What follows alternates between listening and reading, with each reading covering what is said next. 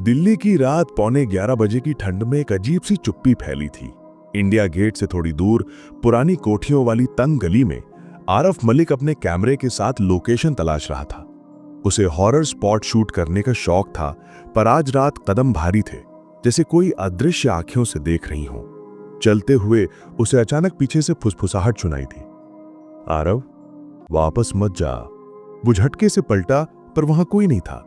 तभी ऊपर टूटी बालकनी पर सफेद साड़ी में खड़ी एक औरत दिखी। उसका चेहरा धुंध में छुपा था, लेकिन आंखें लाल आग की तरह चमक रही थीं।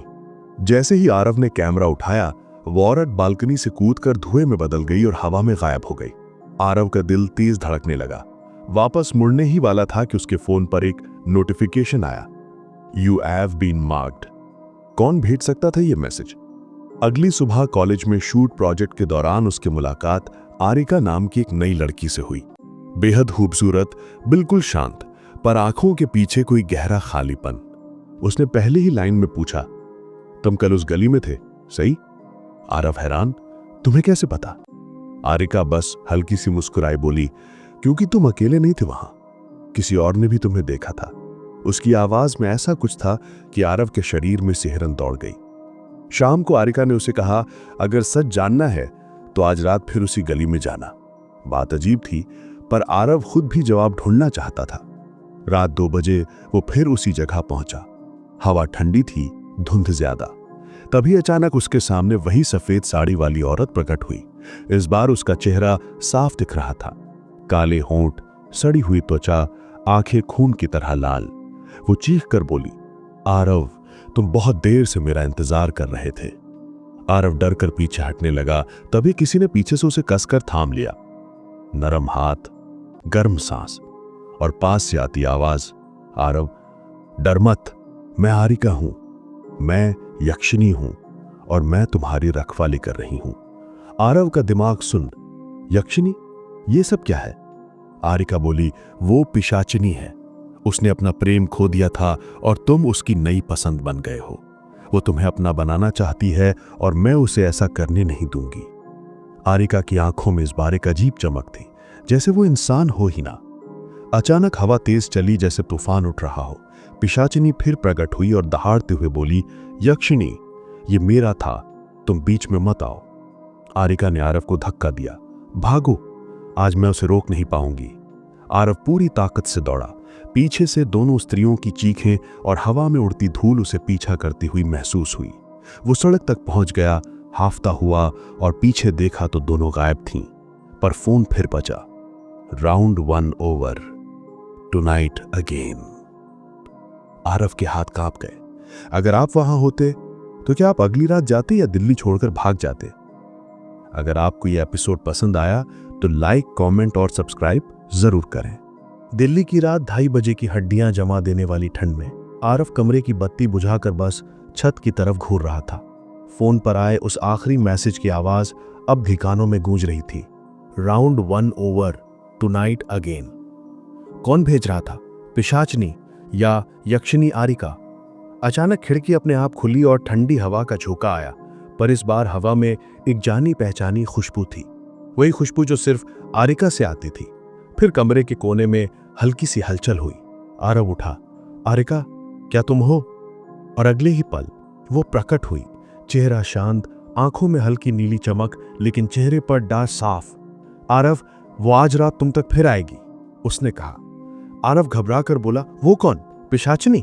वो मुझे क्यों चाहती है? आरिका धीरे से पास आई, क्योंकि वो तुम्हें पिछले प्रेम के जैसे दिखते हो और वो मरने से पहले उसका खून पी गई थी। उसकी आत्मा बंध गई, अब वो हर जन्म में उसे ढूंढती है और इस बार उसे लगा कि वो वापस आ गया है तुम बनकर। आरव का दिल बैठ गया। तो मैं कैसे बचूं? आरिका ने उसकी ओर देखा और कहा, तुम तभी बचोगे अगर मेरे साथ रहोगे। मैं यक्षिनी हूं, मेरा प्रेम रक्षा और विनाश दोनों देता है। आरव कुछ समझ पाता उससे पहले बाहर सड़क पर भयानक चीख सुनाई दी, एक महिला की, पर इंसानी नहीं। आरिका का चेहरा बदल गया। वो आ गई। दोनों नीचे दौड़े। गली पूरी तरह से खाली थी, लेकिन हवा में एक सड़न घुल रही थी। स्ट्रीट लाइट झपकने लगी। फिर अचानक पिशाचिनी सड़क के बीचों बीच खड़ी हो गई, लंबी, काली, बाल जमीन तक और आंखें चमकती हुई। वो धीमी आवाज में बोली, आरव, तुम फिर आ गए मेरे प्रेम। आरिका तुरंत बीच में आ गई। ये तेरा नहीं है। पिशाचिनी की आंखें खून की तरह लाल हो गईं। यक्षिनी, तुम इंसानी प्रेम की रक्षक हो, पर यह प्रेम मेरा है, तुम रोक नहीं पाओगी। इतना बोलते ही उसने चीख मारी और गली की हर लाइट फट गई। सब अंधेरा। आरव सिर्फ आवाजें सुन पा रहा था। दो औरतों की लड़ाई, हवा का तूफान, चीखें, हड्डियों के टूटने जैसी आवाजें। फिर अचानक चुप्पी। अंधेरे में किसी का नर्म हाथ आरव के कंधे पर रखा गया। वो कांप उठा। आरिका, क्या तुम हो? एक धीमी टूटी हुई आवाज आई। नहीं, मैं आरिका नहीं। गली की एक लाइट अचानक जल उठी। आगे वही पिशाचिनी खड़ी थी, लेकिन उसका चेहरा आधा जला हुआ और उसके हाथ में कुछ था, एक नीली चमक। आरव की सांस रुक गई।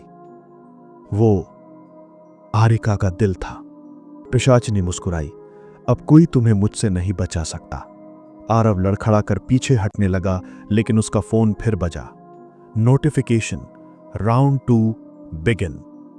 अब अगर आप होते तो क्या आप इस मौत के खेल को रोकने की कोशिश करते, या दिल्ली की इस गली को हमेशा के लिए छोड़कर भाग जाते? गली में पीली से एक मात्र स्ट्रीट लाइट झिलमिला रही थी। उसके नीचे पिशाचिनी आधा जले चेहरे के साथ खड़ी थी और उसके हाथ में धड़कता हुआ नीली रोशनी वाला दिल, आरिका का दिल। आरव का गला सूख गया, उसकी टांगें कांपने लगी। पिशाचिनी धीमी आवाज में बोली, देखा, अब कोई यक्षिनी तुम्हें नहीं बचाएगी, अब सिर्फ तुम और मैं। हवा अचानक शांत हो गई, लेकिन उस शांति में भी एक अजीब दहशत थी। आरव पीछे हटने लगा, पर पिशाचिनी ने हवा में हाथ घुमाया। नीचे टूटी बोतलें, कीले और पत्थर खुद ब खुद उसके सामने आकर लाइन में जम गए, जैसे किसी ने रास्ता बंद कर दिया हो। वो मुस्कुराई। भागने की कोशिश भी मत करना। आरव ने हिम्मत करके पूछा, तुम मुझे क्यों चाहती हो? मैं कौन हूं तुम्हारे लिए?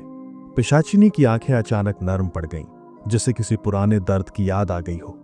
तुम वही हो जिसने मुझे मरने के लिए छोड़ दिया था, उसी चेहरे के साथ, उसी धड़कन के साथ। फिर उसका चेहरा पल में हिंसक हो गया। अब इस बार मैं पहले तुम्हारा दिल निकालूंगी, ताकि तुम कभी किसी और के न बन सको। आरव चीखा, मैं वो इंसान नहीं हूं। वो फुसफुसाई, आत्माएं कभी गलत नहीं पहचानती। उसी वक्त गली के कोने से हवा में हल्की नीली धूल उठी। फिर एक धीमी सी सरसराहट। आरव ने मुड़कर देखा। आरिका खड़ी थी, लेकिन बदल चुकी थी। उसका चेहरा हल्का सा घायल, आंखें गहरे नीले आग की तरह चमक रही थीं और शरीर के चारों तरफ धुएं के जैसे निशान थे। वो बोली, मेरा दिल ले जाने से मैं मरती नहीं, मैं यक्षिनी हूं। पिशाचिनी घुर्राई, तू आधी रह गई है, तेरा बल खत्म हो चुका है। आरिका हवा में तैरती हुई आगे आई। मैं आधी सही, लेकिन आरव के लिए काफी हूं। गली अचानक दो अलग अलग शक्तियों के बीच जंग का मैदान बन गई। नीली रोशनी और काले धुएं की टक्कर से हवा कटने लगी। चमकती चिंगारियां, टूटी लाइटें, उड़ती धूल, सब कुछ बेकाबू था। आरव इस बीच दीवार से लगकर खड़ा था। उसे समझ नहीं आ रहा था कि किसका इंतजार कर रहा है, बचने का मौका या अंत का। अचानक पिशाचिनी ने उसकी ओर देखते हुए चीखा, अगर मैं इसे खत्म न कर पाई तो अगली रात तुम मेरे होगे। वो जोर से झटकी और जमीन पर एक गहरा काला गोल छेद बना, जैसे किसी दूसरे संसार का रास्ता। एक भयानक झोंके के साथ वो उसमें कूद गई और गायब हो गई। सन्नाटा छा गया। आरव कुछ देर तक वहीं खड़ा रहा, सांसें नियमित, पसीना ठंडा। फिर आरव ने आरिका की तरफ देखा। अब क्या होगा? वो वापस आएगी? आरिका ने हाँ में सर हिलाया। हाँ, और अगली बार वो सीधा तुम पर वार करेगी। मेरे पास अब बहुत कम समय है। अगर तुम जिंदा रहना चाहते हो तो हमें अगली रात होने से पहले एक जगह पहुंचना होगा। आरव ने कांपते हुए पूछा, कहां? आरिका ने उसकी आंखों में देखते हुए कहा, वहां जहां उसकी मौत हुई थी। गली के ऊपर बादल कड़कने लगे। दिल्ली की रात एक और खून खराबे की गवाह बनने वाली थी। गली के ऊपर बादल गरज रहे थे। आरव के दिल की धड़कन अब भी तेज थी। आरिका धीरे धीरे उसकी ओर चली। उसके चारों ओर नीली धूल तैर रही थी, उसका कमजोर होता यक्षिणी रूप। वो बोली, आरव, जिंदा रहना है तो हमें उसी जगह जाना होगा जहां उसकी मौत हुई थी, वही जगह जहां उसका श्राप शुरू हुआ था। आरव ने घबराकर पूछा, कहां? आरिका ने धीमे से कहा, दिल्ली कंटोनमेंट का पुराना पेड़, जिसे लोग फांसी वाला पेड़ कहते हैं। नाम सुनते ही आरव का गला सूख गया। वो जगह दिल्ली की सबसे कुख्यात हॉरर जगहों में से एक थी। वहां रात को जाना तो दूर, लोग दिन में भी पास नहीं जाता। लेकिन उनके पास समय नहीं था। रात पड़ रही थी और पिशाचिनी किसी भी पल लौट सकती थी। दोनों बाइक पर तेजी से निकले। रास्ता सुनसान, हवा भारी और चारों तरफ अजीब बेचैनी, जैसे कोई नजर लगाकर बैठा हो। जब वो कैंटोनमेंट पहुंचे तो सड़कें खाली थीं। आधा टूटा बोर्ड चांदनी में टिमटिमाता दिख रहा था, entry after 7 PM not allowed. Aarav ने गहरी सांस ली। यही वो मरी थी? आरिका बोली, नहीं, उसे मारा गया था, धोखा देकर। जिस इंसान पर वो मर मिट गई थी, उसने उसे इसी पेड़ से लटका दिया और मरते समय उसने उसकी आत्मा खा ली ताकि उसकी शक्ति बढ़ सके। लेकिन उस पाप ने उसे पिशाचिनी बना दिया। अचानक पेड़ की शाखाएं हवा में खुद ब खुद हिलने लगीं, फुसफुसाहटें धीमी, डरावनी, जैसे कोई अदृश्य आवाज बार बार उनका नाम ले रही हो। तभी आरिका ने कहा, अब ध्यान से सुनो, जब वो आएगी तो तुम उसे देखकर डरना मत, तुम्हारा डर उसे मजबूत बनाता है। आरव सकपका गया। और तुम तो पहले भी लगभग मर ही गई थी। आरिका ने आंखें बंद की। इस बार अगर वो जीत गई तो मैं हमेशा के लिए खत्म हो जाऊंगी। हवा अचानक ठंडी हो गई। पेड़ के नीचे काला धुआं घूमने लगा, जैसे कोई अदृश्य दरार खुल रही हो। और फिर वही आवाज, तेज चीखती हुई, दर्द भरी, आरव। आरव का खून जम गया। धुआं उठता गया और उसके बीच से पिशाचिनी का जला हुआ शरीर बाहर आया, आंखें खून की तरह लाल। लेकिन इस बार वो पहले से ज्यादा शक्तिशाली लग रही थी। वो गरजी, आज का खेल यहीं खत्म होगा, और ताबड़तोड़ आरिका पर हमला कर दिया। दोनों के बीच भयानक जंग छिड़ गई। हवा में नीली और काली रोशनी टकरा रही थी। पेड़ की छाल उड़ रही थी, जमीन फट रही थी और आरव को अपनी सांसों की आवाज तक सुनाई नहीं दे रही थी। अचानक पिशाचिनी ने आरिका को पकड़कर पेड़ के तने से दे मारा। आरिका की चीख गूंजी, उसके शरीर से नीली रोशनी बुझती जा रही थी। वो चिल्लाई, आरव, अभी पेड़ के पास आओ। आरव भागा, लेकिन पिशाचिनी ने उसका हाथ पकड़ लिया। उसकी काली ठंडी उंगलियां उसके गर्दन पर थीं। अब तू सिर्फ मेरा है। उसी क्षण पेड़ की शाखाएं खुद ब खुद हिलना शुरू हो गईं, जैसे वो किसी को पहचान रही हों, जैसे वो किसी का इंतजार कर रही हों। आरव ने पेड़ को छुआ और जमीन के नीचे से अचानक तेज कंपन उठा। पिशाचिनी चीखी, नहीं, ये मैंने सोचा भी नहीं था। गहरी दरार खुली और अंदर से एक तीसरी आत्मा की गूंजती हुई आवाज आई, तुम दोनों को यहां नहीं आना चाहिए था। जमीन के नीचे से उठती दरार और उस तीसरी आवाज ने हवा को जैसे काट दिया हो। पेड़ की शाखाएं तेजी से हिलने लगीं, मानो किसी दबी हुई आत्मा को जगाया जा रहा हो। आरव डरते हुए पीछे हटा, लेकिन उसके पैरों के नीचे जमीन हल्के हल्के कांप रही थी। आरिका कमजोर आवाज में बोली, आरव, जो भी हो रहा है वो उसके श्राप से भी पुराना है। पिशाचिनी दहाड़ते हुए बोली, ये मेरा मामला है, किसी तीसरी आत्मा को इसमें आने की इजाजत नहीं। लेकिन उसी क्षण दरार पूरी तरह खुल गई और अंदर से एक लंबी छाया सी आकृति बाहर आई। चेहरा नहीं, शरीर नहीं, सिर्फ धुआं और काले साए का आकार, लेकिन आवाज भारी और आदेश देने वाली, तुम तीनों श्रापित हो। आरव कांप गया। तुम कौन हो? आकृति धीरे धीरे ऊपर उठी। मैं वही हूं जिसने इस पेड़ को श्राप दिया था, और जिस दिन इस पिशाचिनी की आत्मा बंधी, उसी दिन मेरी भी मुक्ति रुक गई। पिशाचिनी की आवाज टूट गई। तुम वापस नहीं आ सकते थे। शाया गूंजा, तुमने मुझे मारकर जो पाप किया था, उसी ने तुम दोनों को बांध दिया। मैं तुम्हारा पहला प्रेम था जिसे तुमने फांसी दी थी, सिर्फ अपनी शक्ति बढ़ाने के लिए। आरव के पैरों तले जमीन खिसक गई। मतलब पिशाचिनी का प्रेम ही असल में राक्षस बन चुका था। आरिका कांपते हुए कहा, आरव, पीछे हटो, ये लड़ाई अब तुझसे नहीं, उन दोनों के बीच है। काले साए ने हाथ उठाया और पिशाचिनी हवा में उठ गई, जैसे कोई अदृश्य शक्ति उसे जकड़ रही हो। वो चिल्लाई, मैंने सिर्फ वही किया जो तुमने कहा था, तुमने मुझसे प्यार का वादा किया था। शाये की आवाज ठंडी थी, प्यार नहीं, लालच था, और लालच का अंत हमेशा मौत से होता है। पिशाचिनी तड़प रही थी, उसकी शक्ति टूट रही थी, उसकी आवाज कमजोर होती जा रही थी। तभी आरिका ने आरव का हाथ पकड़ा।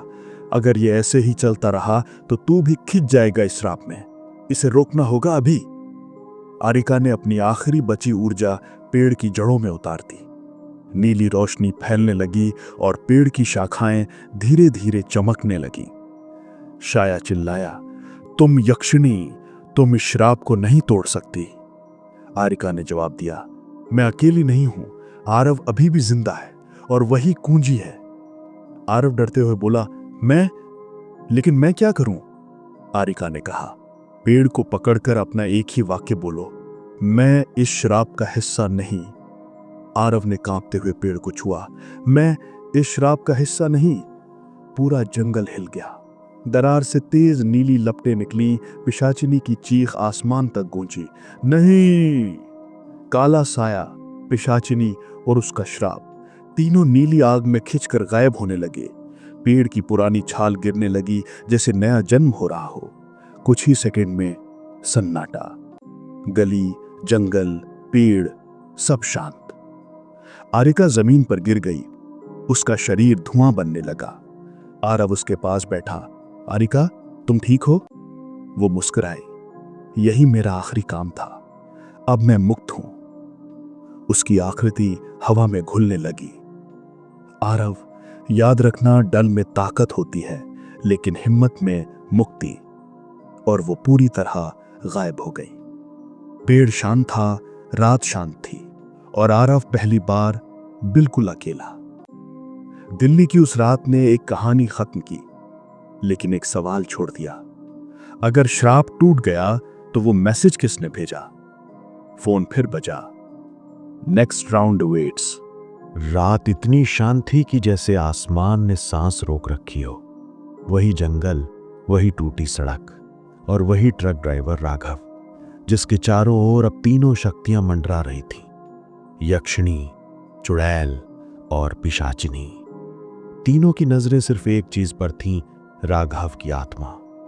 और उस आत्मा में छुपा वो राज जिसने सैकड़ों सालों से दबे एक श्राप को जिंदा रखा हुआ था।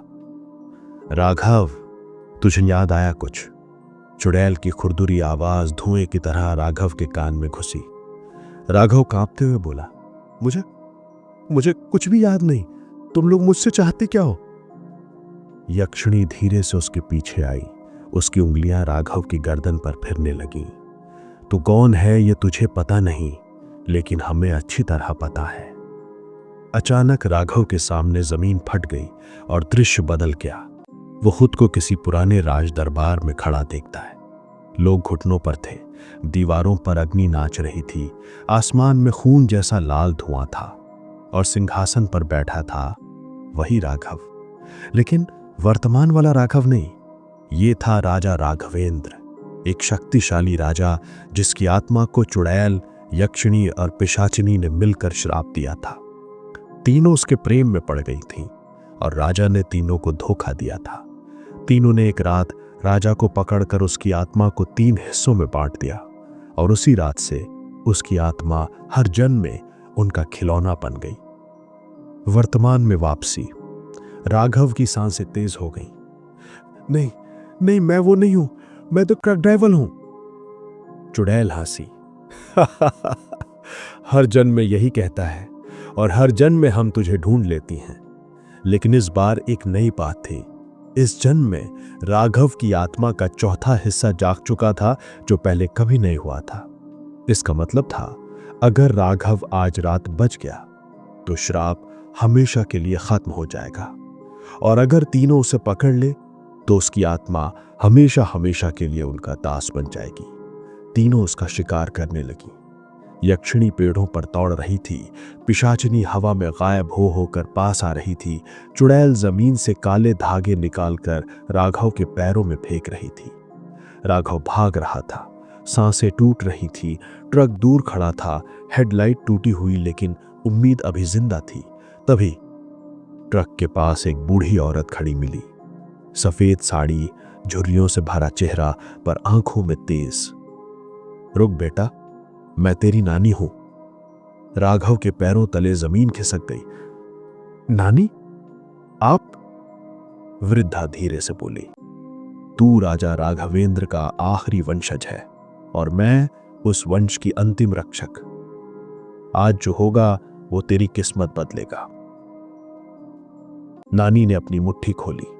उसमें एक टूटा हुआ तावीज था जिसमें 3 जगह डेंट पड़े थे, जैसे किसी ने 3 बार उसे फाड़ने की कोशिश की हो। ये उसी रात टूटा था जब तीनों ने तेरी आत्मा बांटी थी। राघव कांपते हुए बोला, मैं इसे क्या करूं? नानी बोली, तुझे तय करना है, भागेगा या सामना करेगा। असली युद्ध शुरू। आसमान काला हुआ, पेड़ झुकने लगे, तीनों स्त्रियां एक साथ गरजी, वो तावीज दे दो बूढ़ी औरत। नानी मुस्कुराई, पहले इस बार मेरे नाती को छू कर तो दिखाओ। और नानी के हाथ से एक नीली लौ उठकर राघव के चारों तरफ घूमने लगी। ये कोई साधारण लौ नहीं थी, ये उसके पूर्वजों का रक्षण चक्र था। तीनों शक्तियां पीछे हट गईं, लेकिन पिशाचिनी सबसे चालाक थी। वह हवा में गायब हुई और सीधा राघव की पीठ पर आ गिरी। राघव जमीन पर गिरा, चेहरा खून से भर गया, सांसें टूटने लगी। यक्षिणी हंसी, आज तो तू हमारा है। राघव की आंखें बंद होने लगी, धीरे धीरे धीरे, और उसी क्षण उसके दिमाग में वो दृश्य फिर से आया, राजा राघवेंद्र का, तीनों को धोखा देने का और फिर उसके टुकड़े टुकड़े होने का। उसने दांत खींचे, आज मैं वो गलती नहीं दोहराऊंगा। वो तावीज पकड़कर खड़ा हुआ। अंतिम मंत्र। नानी चिल्लाई, राघव, वो शब्द बोल जो तेरे खून में लिखे हैं। राघव की आवाज भारी हुई, त्रिनेत्र, बंधन, विराम। तीनों जीवित शक्तियों की चीख एक साथ हवा में कांपी। तावीज से प्रकाश निकला, एक भीषण विस्फोट जैसा। चुड़ैल की चोटी जल गई, यक्षिणी की आंखों से धुआं निकलने लगा, पिशाचिनी जमीन पर तड़पने लगी। धड़कनें रुक गई, हवा थम गई, सब शांत। और फिर सब कुछ गायब। कोई चुड़ैल नहीं, कोई यक्षिणी नहीं, कोई पिशाचिनी नहीं, जैसे कभी थी ही नहीं। राघव ने राहत की सांस ली, लेकिन तभी पीछे से नानी की आवाज आई, बेटा, अब तू पूरी तरह आजाद है। राघव पलटा, नानी वहां थी ही नहीं, सिर्फ उनकी सफेद साड़ी धीरे धीरे हवा में उड़ रही थी। कहीं दूर से एक आवाज आई, बहुत धीमी, बहुत गहरी, राघवेंद्र। राघव का भराकर पीछे मुड़ा। कुछ नहीं था, लेकिन पेड़ों के झुरमुट में 3 लाल चमकती आंखें धीमे धीमे दिखाई दी, और फिर एक मुस्कान, धीमी, लंबी, खौफनाक। कहानी यही खत्म नहीं होती, क्योंकि श्राप मिटाना आसान नहीं, और जंगल कभी किसी को पूरी तरह जाने नहीं देता।